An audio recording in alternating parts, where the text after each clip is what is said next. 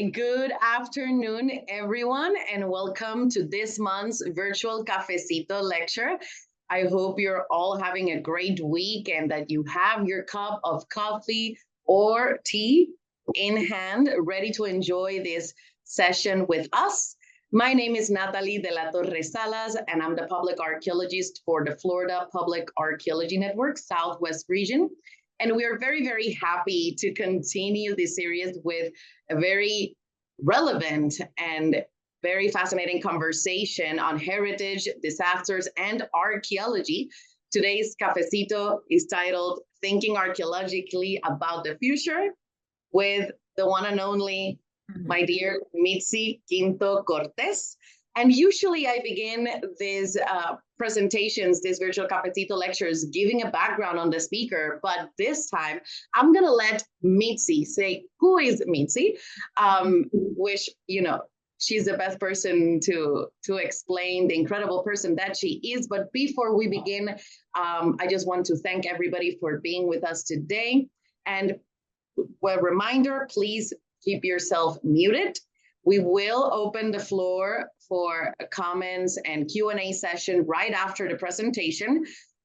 Then you're welcome to unmute yourself to ask questions, or in the meantime, drop them in the chat and we will make sure that they all get answered. So again, please just stay muted, keep your phones in vibrate just in case, just to make sure that we avoid any interruptions.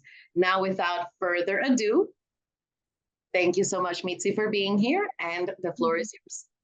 Of course. Thank you, Natalie, and greetings from Mexico City. So I'm really excited to be here and, of course, to share these ideas that I have. And that, they are the result of my PhD research. So, yes, it's always exciting to share a little bit about my work. So let's start, okay? Let's go.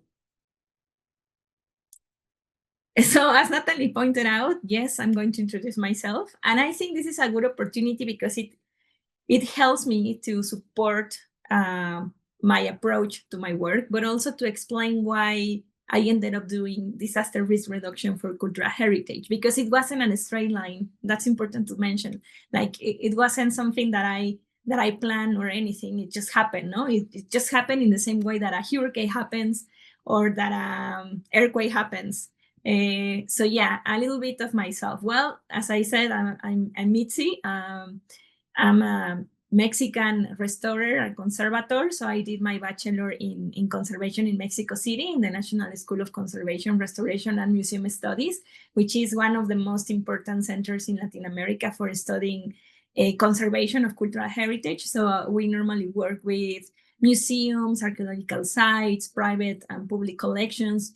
So that gave me this introduction to cultural heritage in general, but also it allowed me to focus on something that really caught my eye, and that's maritime archaeology. So I'm a maritime archaeologist. I did my master in science in maritime archaeology in the University of Southampton in the UK. And when I studied this, it was basically because I always felt connected to the sea, to the bodies of water, even if I'm from Mexico City and we're like so far away from the sea. But the thing is that I found that it will be really, really interesting to combine my two passions, like doing underwater archaeology and also combining these with biology and with oceanography, and also, of course, to provide new information about how to preserve everything in situ. That means to preserve everything underwater. And what I can say about this is that I remember, working for the Office of Underwater Archaeology in Mexico for the government, and we used to go to the archaeological sites before a hurricane strike. No, as we know, there are seasons from hurricanes, and we basically visited the sites before and afterwards. So that gave us this information about changes, not only in terms of the archaeological site itself, but in terms of temperature and, for example, the pH of the water, but also the kind of biology that was growing, covering the structures, like covering the cannons, the iron structures, and also the timber structures that we could find still underwater. So without knowing, we were doing research about climate change, and without knowing, we were doing research about the impacts of a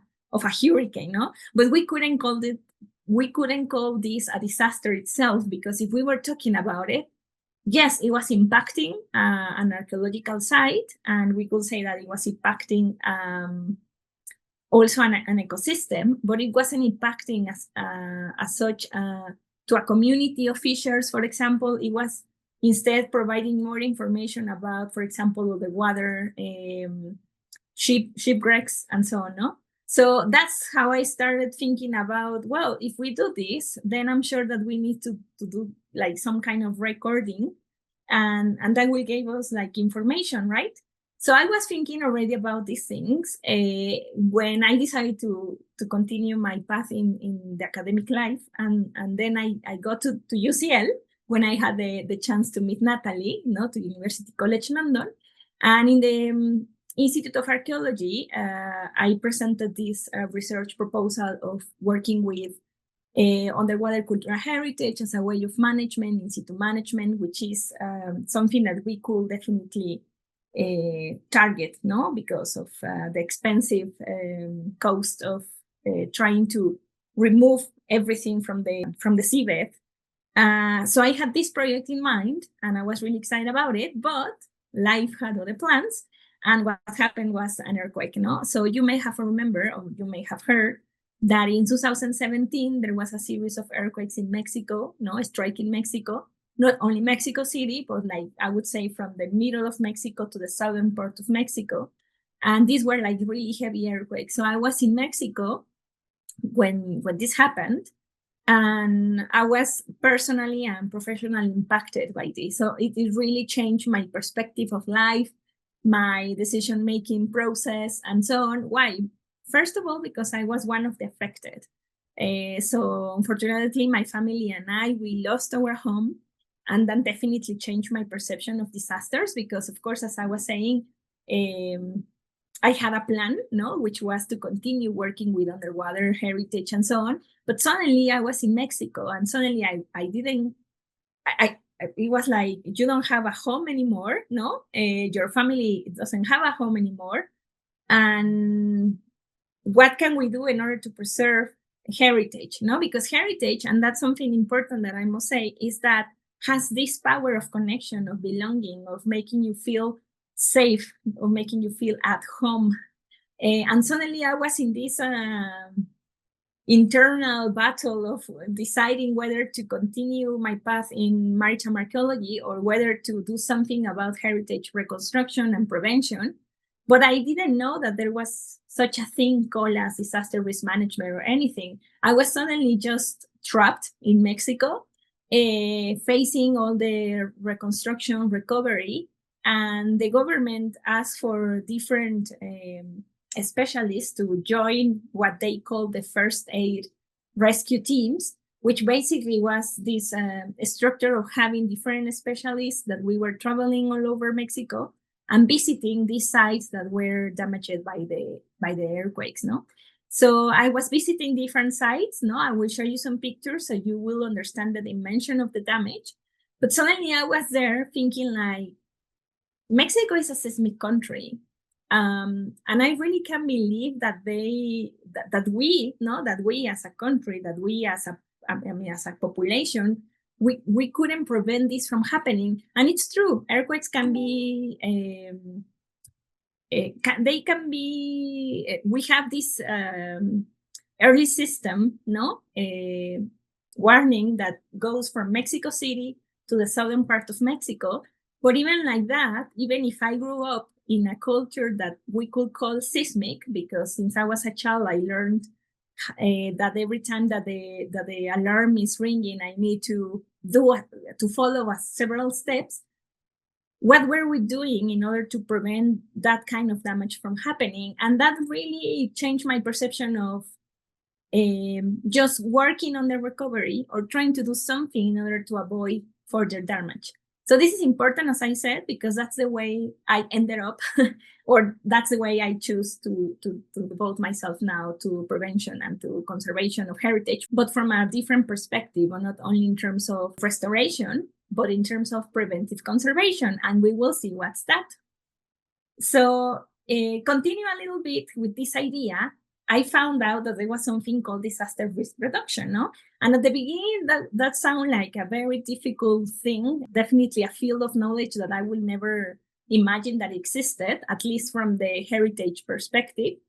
But when I started reading about this, I found that there were some basic concepts that will help in order to prevent and in order to plan and to manage risk.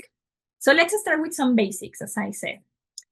Okay, so I'm sure that we all have heard about hazards and risk, no? And we normally use them as synonyms, however, they are not. And this is really important because it gives us this perspective about what things can we do and we don't, and we can avoid, or we can prevent, or we can mitigate. And I think the image here is it's very simple to understand, no? So we have here, for example, no, let's go in detail. So we have the hazard, no? So the hazard is something or someone, of course, but let's keep with something that may cause loss. So it's there. It may cause it. However, we have the risk, and the risk is the potential or the possibility of that hazard acting against something else. So, for example, if we see here the images, we see, for example, the sharks, no? Like, imagine us like walking, no, on the sea, close to the sea, and we are like enjoying the beach and so on. But we know that there are sharks over there, but we're not getting into the water. So that will be living in between hazards. And what is important to mention here is that, yes, we indeed live in between a hazardy world, no? There are hazards everywhere, all the time, even if we're not aware of them. Like, for example, crossing the streets, like, for example, holding our mobile while crossing the streets, no? So that's increasing the risk of something happening to us. So, for example, the risk will be knowing that even if the sharks are there, we're deciding, and this is crucial to this idea of preventing disaster, is like we're actively deciding to get into the sea and even diving along with sharks, no? So this is important because if we think about disasters in daily life, it's, for example, like having these escape routes, no? Let's imagine a public building and suddenly the early warning system of an earthquake is ringing. But what happens if we forgot to open the door, or if we have the door broken, or if the door was broken since a month ago, we never did something to fix it? Of course, we will face risk. So we already have the hazard, which was the seismic activity, but then we need to add the risk, that is the potential or the possibility of loss, of damage, of decay. So knowing these differences is crucial, as I mentioned before, because it will give us this power, like controlling what we can do in the environment we are, no? And we need to think about in terms that we humans, we live in an environment, a natural environment, but also the built environment. That is the built environment, the one that we have constructed around us. And in the way we have constructed things around us, it's guided by our belief system, by our worldview, and also by our economical and political point of view, no? So if we think about this in terms of the decisions we take in daily life, it will be, as I said, for example, taking one avenue or driving from a specific street, or maybe avoiding another street. So we take these kind of decisions all the time. The thing is that we're not really aware of them, but we take them every day. We make them all the time. So what is important here, and this is the connection to heritage, is that we need to understand that, as I said, we live between hazards, no? We live in a hazardous world. So this world and these hazards around us can be classified and in long-term and short-term. And by this, what I mean is, for example, we have the sudden effect or something, but we also have the long-term, This is something that is happening all the time, and we may not be aware of it. However, it's happening, no? Like, for example, rain. Yes, of course, it's raining maybe 1 or 2 days, or maybe several days, but raining is a constant. It's raining, it's happening. So it's something that alters heritage. Of course, it's something that is going to affect heritage, but also light, no? Like, in the same way we need to protect ourselves from light, and then we need to wear, I don't know, a hat or glasses, or to apply sunscreen. That's the same light that is going to cause damage over the cultural heritage. And that's something that we never think about it. We think that it's just light. Well, light has the potential of harm. It's a hazard, no? In the same way, we have time, aging. So that's what happens. In the same way that we humans age, materials age, no? And that's important to mention, because that means that even if it's an organic or non-organic material, such as metal or timber, or maybe, I don't know, let's say a monument, no, of a stone, everything is going to be affected by these conditions, by these hazards. On the other hand, we have the human, no, the human factor of hazard. And for example, of course, decay, no, lack of maintenance. Let's think about, for example, a public building that lacks maintenance, and then no one is taking care of it, and it's in the abandonment, no? And of course, climate and climate change, no, all the consequences that we are created in this built environment, no, and they are the result of our decisions. In terms of the sudden, of course, as I mentioned, the earthquakes, no, we can prevent them to happening, but we can mitigate their effects, no. And of course, hurricanes, floodings, and fire, no. I mean, we have several examples of this. But also we have the human factor of the sudden activity, no, such as vandalism or illicit trafficking, no, something that happens worldwide, no, specifically in Mexico. I could say that this happens in a specific way. Archaeological remains, archaeological artifacts, no, that are suddenly extracted from their burial environments, and we can find them online, maybe on a store or something like that, no. So this is part of the hazards, of the human factor of hazards. So if we question, no, if we question ourselves about natural disasters, of course we have heard about this, no? For example, if we read the news, or if we heard the news, they normally will say natural disasters. Well, disasters are not natural. And the question in here is like, why they're not natural? Well, the hazard is natural, as I mentioned previously, or could be human as well. But the disaster itself is a process, not an event. And this is important to understand. Whereas the event is something that will enlighten it, for example, then we have the disaster, which is a long-term process. The disaster is not just the earthquake happening. No, it's the loss of life, the loss in the economic, the loss in the political, the loss in the built environment. And that takes longer than the seconds that the earthquake itself. So that's why a disaster is a process and not an event. So if we think about this, disasters, of course, they're not natural. Nature is not against us. Nature is not like, yes, I don't like humans, let's do something to destroy them. Of course not. Nature has been always there. So thinking that this research came up, as I said, from different perspectives, no, me as an archaeologist, as a maritime archaeologist, but also as a conservator and a heritage scientist, I started learning about environmental humanities, no? Something that for me was completely new and I never heard about them. But once I started reading about disasters and the perception of risk and the perception of hazard, then I realized that I needed to learn about environmental humanities. And why? What are the environmental humanities? Well, the environmental humanities are this set of disciplines that are questioning the human impact to the environment, as I said, no, and to the climate.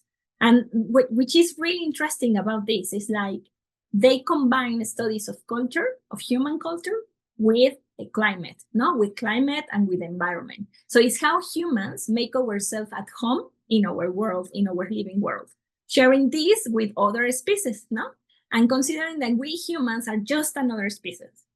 No, we're not the superior, we're not the one, we're just another one. So in this sense, nature is not our enemy. Nature has always been there. Also, we have not. However, humans have faced hazards since ever, no? Since the very beginning. So that means that humans had developed, no, through time, as I said, in this long-term process, hurricanes, earthquakes, fires, and they have had different responses to this. And of course, these responses at the end are cultural, because something that for someone, let's say maybe a flooding, could be considered by a culture like a punishment of God because it's a community of sinners. From the other hand, we could have this perception of maybe the earth is answering to our request of having water because water is so important to life. So that means that, yes, our cultural perception of what is happening in our living world defines the place that we occupy in this game, no? Let's say like that. So, of course, no, disasters are not natural. As I said, they're human, they're economic, social, and political. And why I'm saying this? Well, it seems very provocative, right? But if we think about it, it is basically because the decisions about where to invest money, for example, in hospitals or museums, or maybe none of them, it's political. So, of course, disasters are political. So let's think, for example, in Hurricane Maria, no, in Puerto Rico, the resources about, the decisions about resources, that's what I wanted to say, like sending aid, or maybe sending help, or maybe sending food, or maybe not sending anything at all, or maybe sending something and keeping them from a small part of the community. That decision is human. That decision doesn't have to do anything with nature. So it wasn't nature's fault. It was humans' decisions. And this is, as I said, essential to understand that we can do something about it. Yes, we can prevent damage from happening.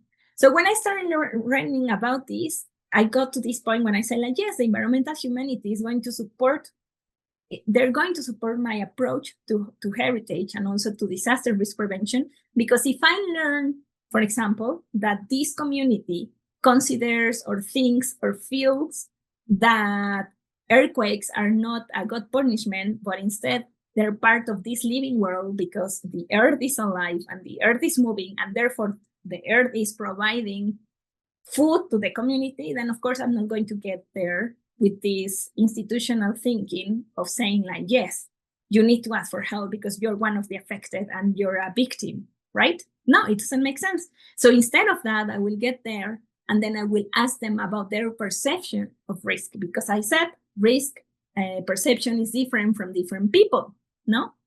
So our responses, as I said, are cultural and are guided by our worldviews and belief systems. So that means that there's no one rule to say, like, yes, what works here will work in the other community. No, that's not the rule. So how does this make sense with heritage preservation? Well, we will get there, I promise. But what I can say so far is that to preserve is to care, right? So if we care about something, we take care of that something, we conserve that something, we want to preserve that something. So every day we're doing that. Again, without knowing, we're preserving something. We're preserving our clothes, we're preserving our favorite pair of earrings, we're preserving our favorite, I don't know, laptop, or maybe a book or something that is meaningful to us. So that means that preserving is a human act. It's a human act, actually. So preservation, conservation, and restoration are something and words that we have heard before, I'm sure. But sometimes we hear that they use them as synonym, no? And the truth is that they're not. They are not. They are all different. But let's see why. So restoration. Okay. So in this image, I think it's very clear. Restoration is returning something to its previous good condition. So that means, for example, if we have a nice cup of tea, that is our favorite cup, and suddenly there's an earthquake, and suddenly the cup gets into pieces, and then we want to put it all together, we're doing restoration. Why? Because we're doing remedial conservation. We need to do something over the materials. Whereas, for example, if we talk about conservation, it's protecting and preventing future damage. So you will ask me, like, what's the difference then? Well, in conservation, going back to this example of the cup, will be like, okay, maybe next time, of course, I can prevent, as I said, earthquakes, but what I can do, what it's in my hands, is to put the cup in a better place. So if an earthquake strikes again, then the cup is not going to be closer to the edge of the table, and maybe I could prevent it from breaking into pieces. So that's the differences between the restoration and the conservation.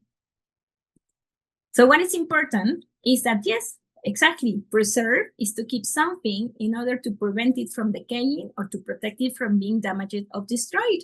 So even if conservation and restoration share the same goal, which is preserving, they have different levels of action. So let's think about conservation as something that we all do, we all humans do every day. Whereas restoration is something that only the specialists, such as myself as a conservator restorer, will do. So every time that I work with communities, I try to empower them, telling them that you don't need a specialist like myself if you're really good at conserving. Because if you're conserving, then you're preserving something from being damaged. Then you're preserving something or protecting something from being broken. If that's the case, just you are conserving, and that's great because it's a way of saying that we all can have this agency over conservation, but also this agency over our own cultural heritage without depending or relying on the institutions. So yes, now that you know what is the disaster risk reduction, and now that you know what is the restoration and the conservation, you will get to this point that I had like this mind-blowing idea, no? Like disaster risk reduction and conservation share the same goal, which is to preserve something that is valuable, right? So in the same way, we want to preserve something or preventing damage or preventing loss, of course, of human life, but also from public assets, is the same way of preventing damage from cultural heritage. So as I said, to conserve is a human act. We all conserve something every day, no? Conservation does not mean restoration. Conservation is the act of preventing, whereas the restoration, let's talk about this in terms of medical terms, for example. Conservation will be like attending your medical appointments and then having a good diet and exercising, right? So that's conserving. Restoration will be attending a surgery because something was broken inside you and you needed that surgery. So that's the difference between restoration and conservation. So yes, there are several things that we can do in order to prevent getting to the surgery. And restoration, as I said, is a remedial conservation treatment, and that's very expensive. It takes highly trained people, no, but also it requires resources. So let's say that it's the last stage. We want to avoid it as much as possible, right? So with this idea in mind, now we know that we live between hazards, as I previously said. And we live, let's talk about earthquakes, for example, which is my case study that I did for my thesis. We live between two earthquakes, no? That means we live in between the one that just struck and the one that is going to strike. So what are we going to do about it? Are we going to be passive victims? Are we going to be active people that makes decisions, that makes changes in the way they live, in the way they prepare an emergency backpack or anything like that? Or are we going just to be there waiting for institutional aid or maybe for international help? So that's our decision. And what I want to say with this is that the circle of the disaster risk reduction is basically a circle and a cycle of three stages, right? So we have the before, the during, and the afterwards. So if we think again about the earthquake, we have the time previous to the earthquake. So maybe we could say like, yes, but what can we do if the earthquake is not striking right now? Well, there's plenty of things that we can do. Like, for example, evaluating the risk, no? Like walking around our places, no? Our places of cultural significance, let's say a museum or let's say our own homes, and then walk and then see like, okay, this door needs to be repaired because if something happens, we need the door to work very well. Okay, that's the before. But also we have the during, that is during the emergency, when the emergency is happening. Okay, so the door is, we need to open the door. Okay, that's the during. But then we have the afterwards. Okay, the door worked very well, and it's great that we repair it on time. Whereas on the other hand, if you didn't do anything on the before, you will have problems, of course, because maybe the door got stuck and maybe you didn't have the chance to exit maybe you didn't have the chance to escape, and maybe you got there stuck, no, in the building or in the museum, and that will be really, really bad, right? Really scary. So there's these three moments we need to understand that the risk reduction management as such, working along with the conservation and the preventive conservation, as I mentioned before, they work together in order to plan, in order to prevent risk from happening, in order to prevent loss, no? So this is what we call mitigation. We all know that we're vulnerable to different things, and these vulnerabilities are a combination of different factors that they include, for example, where we live, no, geographically speaking, if we're on the top of a mountain, if we live in a valley, no, or if we're close to the sea, or if we're in the desert.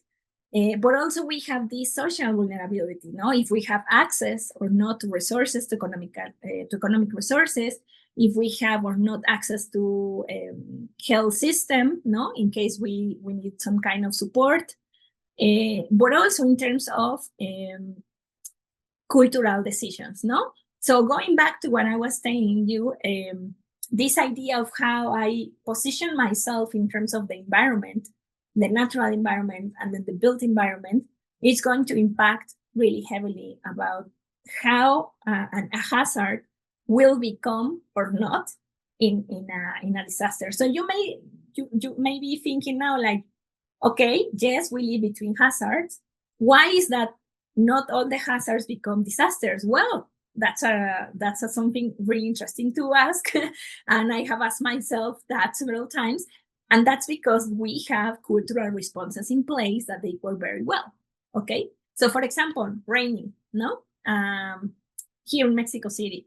Okay, it's raining and it's crazy. No, of course, we don't have a cultural system in place. So it's not working. Our prevention system of flooding is not working. Okay, fail, disaster. But maybe we can have like some earthquakes, I would say a 6 magnitude or maybe 5 to 6 magnitude. Yes, we can deal with them because as I said previously, we're a seismic country and we are a seismic culture. So maybe we can deal very well with an earthquake between 6 and I would say 5 and 6 in magnitude. Maybe, yes, we will be a little bit scared, but we know what to do. We know where to exit. We are familiarized ourselves with the early warning system. But if it's an earthquake on, I would say 7 or 8 in magnitude, we probably have problems, okay? So this is the interesting thing about understanding how cultural decisions and how our perceptions about the environment impact so much in how we respond to hazards. So now, for example, what I want to show you, it's, okay, I went through all the, I would say the theory, but let's see how does this impact our daily life. And in the case of Mexico, as I said, the earthquakes of the 2017 that happened in September impacted really heavily Mexico, not, as I said, not only Mexico City, but like from Mexico to the southern part of Mexico. And we're still in the recovery process, that's important to say. Even so, in the circle we saw, we have the before, the during, and the afterwards.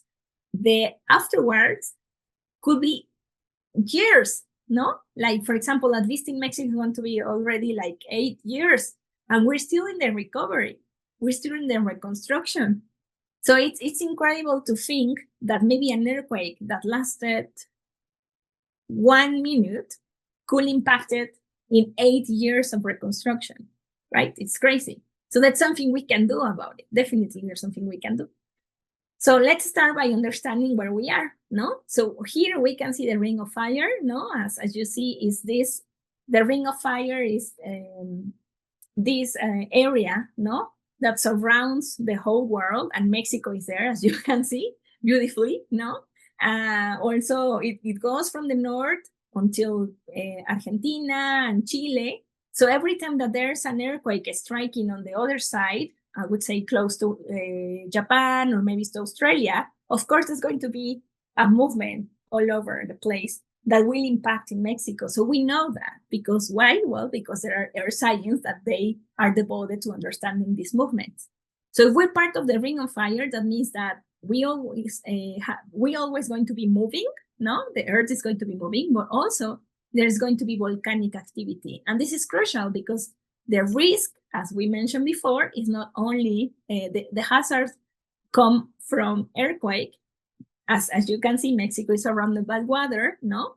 Connecting the Atlantic and the Pacific, so we will have hurricanes. Of course, we will be impacted by flooding, but we will be impacted as well by volcanic activity. So everything is happening, okay? At some point, everything is going to be happening at the same time. And if we don't have a management plan, no, a preventive management plan, then everything is going to get into a real chaos and destruction, of course. So here I show you a map of the seismic activity that happened in September 2017. All the dots that you can see there in color belong to the different magnitudes of earthquakes that happened just in 1 month. So just in 1 month, we had more than 500 earthquakes.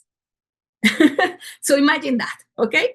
So some of them were 2 to 3 to 4, no? But then you see the purple one and the blue one, and those were the heaviest because those were in between 7 and 8 and 8.1 magnitude. Okay, so the 8.1 magnitude happened in the Isthmus of Tehuantepec. The Isthmus of Tehuantepec is this area, if you can see the blue dot going there, is the narrowest part of Mexico City. So imagine being there, no, and suddenly feeling that the earth is moving, but then because of your proximity to the sea, there's a risk of tsunami coming, right? So this is what happened in September. We have this series of earthquakes here in the southern part of Mexico, as I said, and this one, the purple one of 7.2, happened in very close to Mexico City. So it was very catastrophic, as I said. And here I will show you some pictures of these places, okay? So when I went to the Isthmus of Tehuantepec that I show you, this happened in the state of Oaxaca. And when I visited these places, not only the vernacular houses, like the houses belonging to people from ages and very beautiful traditional houses that pass from generation to generation, but also cloisters, but also churches, no, that are really important to the community still today. So imagine this landscape, no, of having like mountains and then the sea is crossing the mountains, but then suddenly everything fell, no? Suddenly, for example, here, no, you can see the wooden structure that is holding the building together. And then this community was like really scared, first of all, because they didn't have access to the essential things, but also because this place, no, this conventry that was part of their cultural history and really important to their identity was so damaged that they have the fear that it will collapse completely. So that's why here you can see, how it's broken, no? And then the different structures holding these parts together. So what I did there was visiting these sites, and talking with the people in charge of safety, and civil protection. Those were in charge of visiting the sites, but also in terms of evaluating risk, like if it's safe to get inside. For example, if there was a part here that it was a museum, so can we get inside the museum? Can we extract the objects from the museum? Or for example, the church, the church had different elements inside the church, maybe a sculpture, maybe paintings, Kanban paintings, and so on. Are we able to get inside because the patron saint is there, and it's really meaningful to them? So can we recover it or not? So what I did there was walking along with them and then deciding what we could recover, because two things. One, the first of all was safety, but the other one was like cultural significance. Like, this is really meaningful to you. So even if the building collapsed, you are recovering something that it's crucial to your culture. Okay, let's do that. So that's what we did in these walking tours and getting inside. And for example, look at this other church, like how damaged it was, but also in terms of risk, no? It's something that it's important to see here. Like you see all the lightning, no, and all the cables all over there. So of course, when the earthquake happened, and there was like this falling of stones and so on, the risk of fire was incremented because these things were just there, no? And this is poor management. So again, in terms of what we can do during, no, before and afterwards, this is something we could definitely do something in the before the earthquake strikes. Of course, we can try to plan better, no? Have a better over planning. Design places when they have all the lightning and all the electricity far away from the church. And he, no, this was really interesting to see because, for example, we have this worker, no, trying to repair a part of it, but he's not wearing any safety equipment, no. And as I said, the perception of risk is cultural. So when I was talking to him, he was like, "No, it's fine. I'm used to it." And I was like, "Yeah, but that's not a good thing, right?" But again, you can see these differences because the perception of risk is cultural. So he, for example, asked me, no, like, "You're from Mexico City?" "Yes, I'm from Mexico City." "So was it really scary to be there during the earthquake?" And I was like, "Yes, but I cannot imagine how scary it was for you being here in a higher earthquake." And he was like, "Yes, it was really bad, but we're used to it." So maybe I was even more scared about him being there than himself was scared about having lived that experience, no? If you know what I mean. And that again explains our perception, because we were doing this exercise of mapping the site, and we were imagining these scenarios. So, for example, let's imagine that we're on a Sunday enjoying, I don't know, in an afternoon, a very hot afternoon, and suddenly an earthquake strikes. What we will do, no? And they were like, "Yes, but tell me, is the earthquake going to be like 5, or if it's an earthquake up from 7, or it's going to be something around 8?" And I was really curious about their questioning, no? So I asked them, "What's different?" "Well, if it's just a 5, I will stay here drinking my beer. It's just a 5. But if it's something around 7 or 8, yes, I may go out. I may go out." Whereas, for example, for me, even being Mexican, even being raised in a seismic country, in a seismic culture, I will be running, no? I mean, I will never question myself if I should go out or not, or trying to escape. So these differences talk about how we relation ourselves with the environment, as I said, with the natural and the built environment. And something that I wanted to show you here, and it's something that I think really important in terms of how do they keep this living memory of something that a stroke, no, their community, such as an earthquake here, for example, is that they decided to put in the center of this, I mean, in the central piazza, no, of the community, this beautiful watch, no, as you can see there, that it has one that it's working, and the other one has the time and the date of the day that the earthquake struck, no? And it's a way of building a memorial of their own, because they decided to create this. It wasn't something imposed, or it wasn't a political decision. It wasn't something that the government from Mexico decided, like, "Yes, let's put this together there, and then we will have a monument to commemorate or to remember those that, you know, lost their lives or lost their properties." No. It was something that they decided by themselves. So I found it really interesting, because even if they're used to it, even like that, they decided to have a memorial, no? And that talks about how the power of memory, about how they relate to this living history, and, as I said, to this long-term process of a disaster, not the earthquake itself as an event and as an isolated event, but something that it happened in the long term and is still affecting their lives. No, because as you can see in the image on the right, like, you have this church, no? If you remember, is a church that I showed you in the previous picture, where this man was working on the top without any safety protection, but the church is still like this, no? So the resources were scarce, of course, no? Let's think about a reconstruction that has lasted 8 years. Of course, financial funding has been really difficult to obtain, and in order to recover, no, in order to restore, as I already mentioned, not restore these churches to their previous good state. So people is just like, okay, but I still need to use my church, so I'm going to get inside. I'm going to get in anyway, no? And this is also important because it talks about how daily life and how daily connections, not only with places but with people, are really important for the communities to move on, to continue with their lives, no? To keep the sense of continuity, of preserving, of identity, of sharing, of social cohesion, no? So places like these are places of social cohesion. So that's why I was so interested in looking at them, not only in terms of the restoration of the materials, or in terms of how to do the restoration, no, but in terms of how to restore, let's say this, the social cohesion that was lost along with these buildings.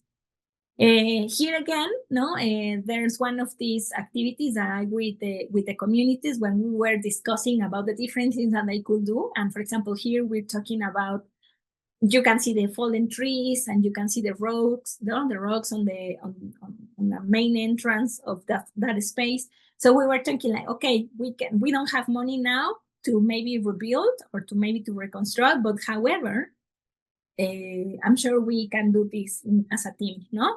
We can lift the rocks, we can organize the trees, we can put all together, and then we can make a space here, because if another earthquake happens, then, and if we don't do anything about it, then it's going to be a mess, no? And the same mess that happens before.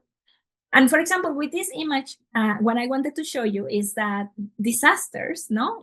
Talking about this long term, and I will go back to the previous photo because this is important, is like this part of this cultural center. And as I said, it was a cloister, it was a church, an ancient church, and it had a museum, no?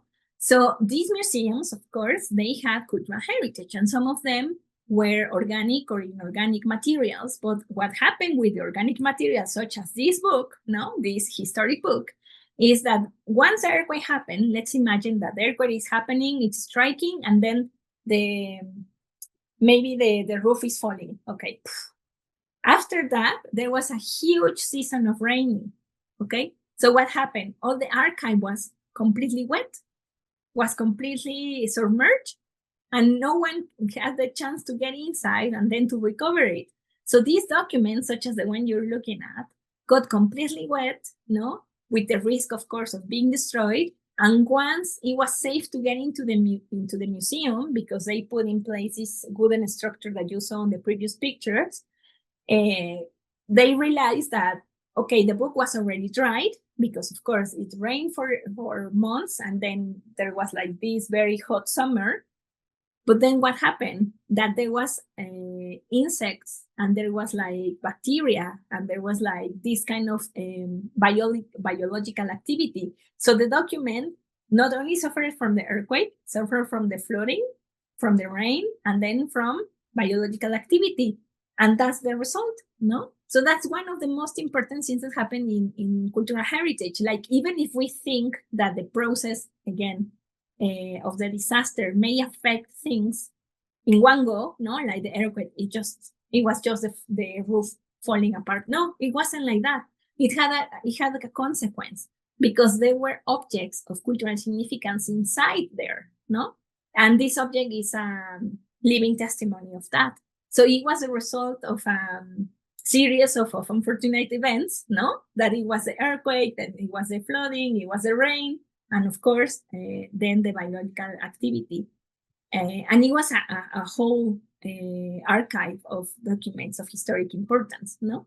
So talking about this, yes, disasters and risks are systemic. That means that they, as I mentioned, said with this example of the archive, they have these cascading impacts that spread within and across systems and sectors. So one on top of the other, on the other, on the other, on the other. At the end, they create these problems, no?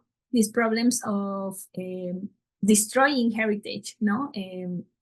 and of course of affecting farther than just the earthquake itself. So this is the question, no? To react or to respond. Thinking that reacting is something that you do without planning, without thinking. It's something that you do like in a rapid movement. Whereas maybe if you're responding, that means that before that you had a strategy in place to mitigate, to respond, no, to think about it, to go through it. So disasters, no, to conclude this, disasters affect different people differently, no? As I said with the example of the man that I was asking about the perception of risk and the perception about an earthquake and the magnitude of an earthquake.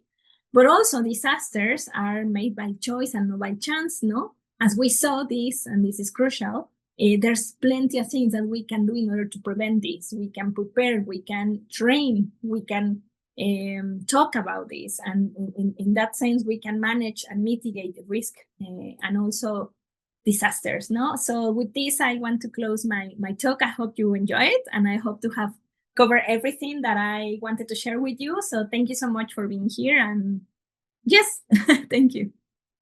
Thank you so much, Mitzy. I appreciate so much your amazing presentation. So now it is time for questions. So if anyone here in the audience has any questions, curiosities, or comments for Mitzy, now is the chance to feel free to unmute yourself or to go ahead and write anything you'd like in the comments.